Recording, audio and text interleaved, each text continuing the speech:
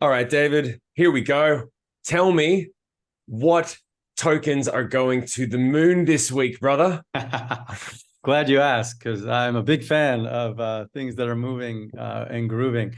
Anybody in the community knows that we have been riding the UNFI rocket this last, I don't know, I almost want to say since August. It's been giving us insane moves. So we've had a great week in UNFI. So there is talking to Kyle. There's ideas that this thing is not dead yet, right? There was a lot of institutional buying.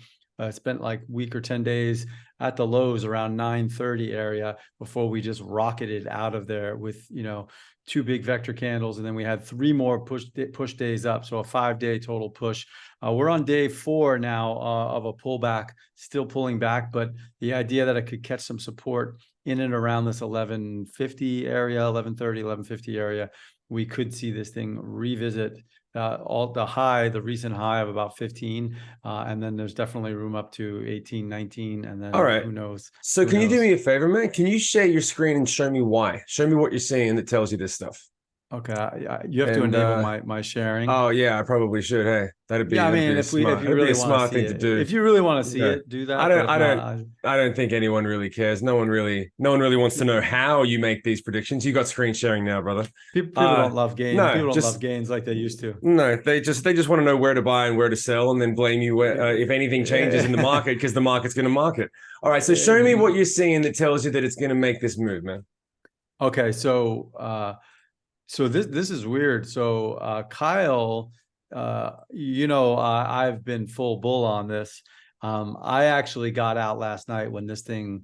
I actually have this thing circled here because I was looking for a reversal pattern coming out of here. So we get this big vector down. You have a day of indecision. I was actually looking for a breakout over this daily high or the daily close for a reversal pattern here. We didn't get that. So I got out of this last night. I stopped out of it in my most recent position. And so I was going to give it a break. Okay. So notice how we breached this 9 EMA on the daily. We closed below the 9 EMA on the daily. We're still holding below the 9 EMA on the daily. So this play needs a little bit of confirmation still, as far as I'm concerned. But what you can see over here on the 15-minute is we are kind of basing here. We've got some liquidity zones. We are just sort of bouncing around there. I do think it could hold potentially at this level. Notice how we have a wick up into this area. We have wick.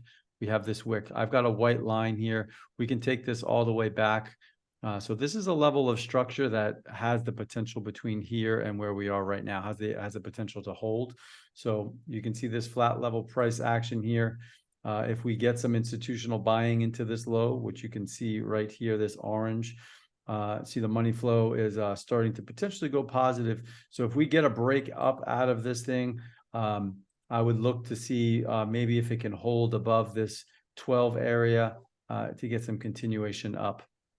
All right, and then So once you actually see these signs play out, what's the potential target?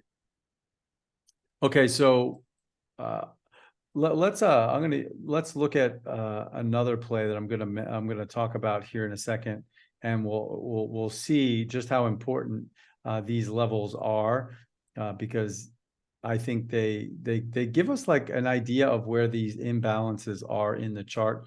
And there's a perfect one that we went over tonight, which is our old friend Bounce Coin. So I'm gonna take this out, put it back in. I thought it was here with us. Take a look at this right here. So going back way back a couple months, where we were playing auction coin, I identified this level right here. You'll be able to see it right here. This is a vector candle zone right here. You can see this red big candle that came down. So we have this vector zone right here that I identified. I've had this line on my chart for months, back when I was looking at targets over here. So this has been here for months. And I want to show you Exhibit A, what actually happened today. This is that white line that I drew months ago. Where did the price action take us right to? Look at this. This wick came right shy of it. This one went like almost right to it. This one went right through it. So here's a way I use to predict where there are imbalances in the chart and likely places where price is going to revisit. So what does that have to do with UNFI. Well, we've got this big vector zone that just got formed within a couple of days here, this big move down. So we've got that vector zone, takes us back to 1439. But if you look closer on the chart, you'll notice I've got this white line going way back to a point where this thing made a precipitous move to the downside. So definitely a precipitous move. Precipitous yeah, indeed. yeah. So look at this precipitosity over here. Look at this. That's the cross. So you have the you have this vector zone right here at 1780, and then you have this one at 19 something. So this whole vector wall right here is a high probability target if this thing gets moving. Now, obviously, I'm going to have a target, you know, before we get, if I got back into this, I'm going to have a target up here at 1328, some local targets before we count on it going all the way up there. But that's definitely a high probability once this thing gets moving. Well, if we're sitting at 11.8 now and we make it up to 19, you're looking at like, what is that, an 80 to 100% move possibly? Yep. Damn. Yep. Nice. And which is no biggie for us, because anybody who's been paying attention to this, I signaled this thing at 6. We had a move up to 9. And then if you stayed in it, it moved up to 12, which is another 100% move. And then I signaled it again at 1027, and we just went up almost to 15 here. So we've been catching the meat of all 3 of these moves. Like I was in this one, we were in this one, and then we recently got in this one. So we're catching the meat of the move. So this is no big thing for us, these big gains, because we play only high flyers. Well, I tend to stick to the high flyers, things that have a lot of movement in them. I like it. I like it. All right, let's see. We got enough time for one more. Can you walk me through one more? Okay. So so Sol, here's a token with a really great narrative. I'm actually in this right now. I bought right here at about 59.5. Risk is going to be underneath this swing, this liquidity grab right here. Notice how we're on the line of a potential breakout, like from on the daily. So we've had a couple of swipes down. We're in this formation here. We have this resistance here that could be troublesome. We've failed in it twice, but now we're starting to push into that area again. So will 3 times be a charm? Will this be able to actually break through there and get to visiting this all-time, or not all-time, but the most recent high?